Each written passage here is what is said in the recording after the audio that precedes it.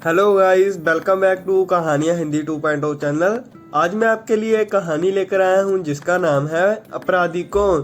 तो यदि आप हमारे चैनल पर नए हैं तो हमारे चैनल को सब्सक्राइब और हमारी कहानी के लिए लाइक करना मत भूलें। तो चलिए हम इसी प्रकार अपनी कहानी की ओर चलते हैं। बनारस में देवस्वामी नाम का एक ब्राह्मण रहा करता था। उसके हरिदास नाम का एक पुत्र था। हरिदास की बड़ी सुंदर पत्नी थी, नाम था लवायलवती। एक दिन वह महल के ऊपर छत पर सो रहे थे कि आधी रात के समय एक गंधर्व कुमार आकाश में घूमता हुआ उधर से निकला। वह लायवती के रूप पर मग्न होकर उसे उड़ाकर ले गया। जागने पर हरिदास ने देखा कि उसकी स्त्री नहीं है, तो उसे बड़ा दुख हुआ और वह मरने के लिए तैयार हो गया। लोगों के समझाने पर वह मान तो गया, लेकिन यह सोचकर कि तीर्थ यात्रा करने के से शायद पाप दूर हो जाएं तो स्त्री मिल जाए, वह घर से निकल पड़ा। चलते चलते वह किसी गांव के एक ब्राह्मण के घर पहुंचा।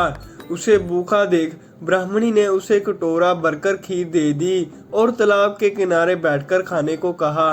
हरिदास खीर लेकर एक पेड़ के नीचे आया और कटोरा वह वहां रखकर तालाब में हाथ मुंह धोने गया। इसी बीच एक बीज किसी सांप को लेकर उसे पेड़ के ऊपर आ बैठा और जब वह उसे खाने लगा तो सांप के मुंह से यह टपककर कटोरे में गिर गया।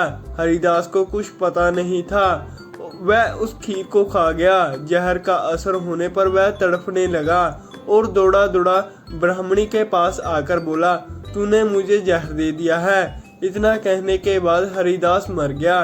पति ने देखा यह तो ब्राह्मणी कहकर घर से निकला गया। इतना कहकर बेताल बोला, राजन बताओ कि सांप, बाज और ब्राह्मणी इन तीनों में से अपराधी कौन है। राजा ने कहा, कोई नहीं। सांप इसलिए नहीं क्योंकि वह शत्रु के वंश में था। बाज इसलिए नहीं क्योंकि वह भूखा था, जो उसे मिल गया उसने उसी को वह खाने लगा। ब्राह्मणी इसीलिए नहीं कि उसने अपना धर्म समझकर उसे खीर दे दी थी और अच्छी दी थी। जो इन तीनों में से किसी को दोषी नहीं कहेगा वह स्वयं दोषी होगा। इसीलिए अपराधी ब्राह्मणी का पति था, जिसने बिना विचारे ब्राह्मणी को घर से निकाल दिया।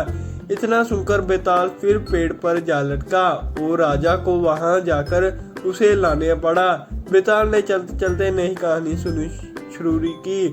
तो ये थी आज की हमारी कहानी अपराधी कौन। यदि आप सभी को हमारी कहानी अच्छी लगी हो तो हमारे चैनल को सब्सक्राइब और हमारी कहानी के लिए लाइक करना मत भूलें। धन्यवाद।